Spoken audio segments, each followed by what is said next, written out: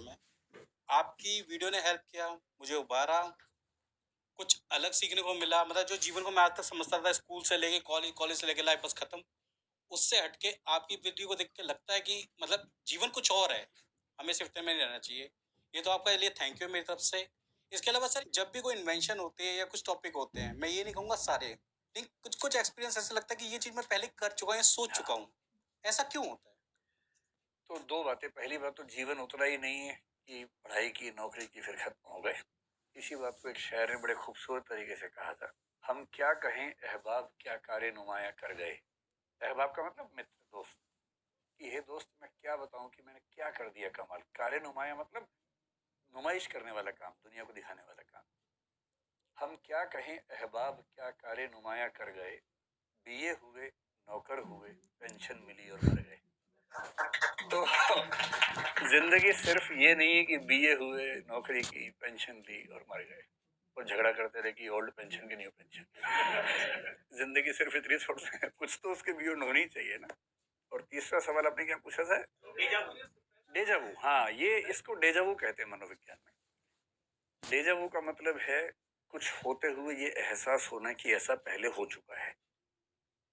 कुछ लोग बोलते हैं कि मिस्टिसिज्म का एक लक्षण है। मिस्टिसिज्म क्या होता है, कभी बात करेंगे विस्तार में। मिस्टिसिज्म का बेसिक मतलब है, कुछ लोग बोलते हैं कि हमें ईश्वर का साक्षात एहसास हुआ, वो मिस्टिकल एक्सपीरियंस होता है। इस पर खूब स्टडीज हुई है और मिस्टिकल एक्सपीरियंस का ही एक रूप मानते हैं डेजावू। आप सर्च करना डेजावू क्या होता है, नेट पे आपको पूरा मिलेगा। मेरे सामने कुछ हो रहा है और मुझे अचानक लगे ये सब पहले हो चुका है। यहाँ तक कुछ लोग तो ये भी करते हैं कि किसी को बोलते हैं कि अब ये होगा, फिर वही हो जाता है और उनको लगता है कि वो भविष्य को देख पा रहे हैं। इसमें खतरा ये है कि अगर ये साबित हो जाए कि जो हो रहा है आप पहले देख चुके हैं, इससे केवल ये साबित नहीं हो रहा कि आप बहुत बड़े ज्ञानी और सर्वज्ञ हैं, इससे एक बात और साबित हो रही है, वो ये कि जो भी हो रहा है पहले से तय है। अगर पहले से तय न होता तो आप देखते कैसे?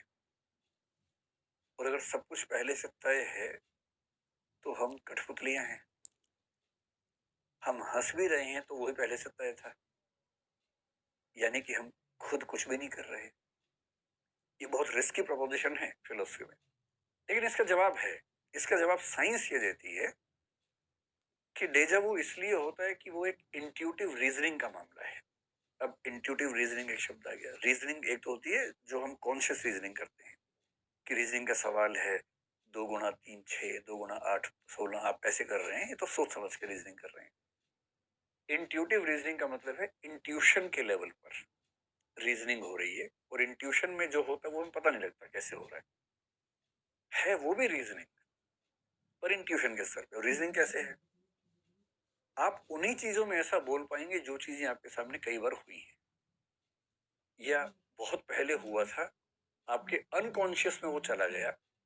अनकॉन्शियस में होने से क्या होता है, वो इंट्यूशन के लेवल पे चला जाता है, क्योंकि बहुत पहले ऐसा चीज हुई थी, आज फिर वैसा हो रहा है।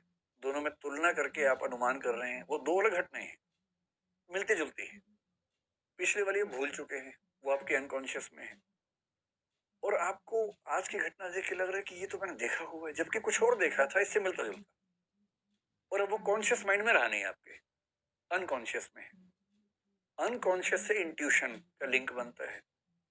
इंट्यूशन की शक्ति रीजनिंग से बता रही है कि इसके बाद ये होगा, और 10 में से 2-3 बार वैसा हो भी जाता है। जब 7 बार नहीं होता आप उसको सीरियस ही नहीं लेते, पर 10 में से 2 बार हो गया, बहुत सीरियस होते हैं कि मुझे पहले से पता था, जबकि 8 बार गलत भी हुआ था, पर गलत वाला सैंपल आपने छोड़ दिया।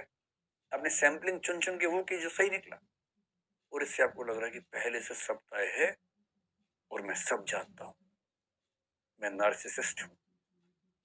तब ये फीलिंग आने लगती है, डेजावू है। और डेजावू की सबसे अच्छी व्याख्या है कि इंट्यूटिव रीजनिंग है, इसमें कोई दैवीय चमत्कार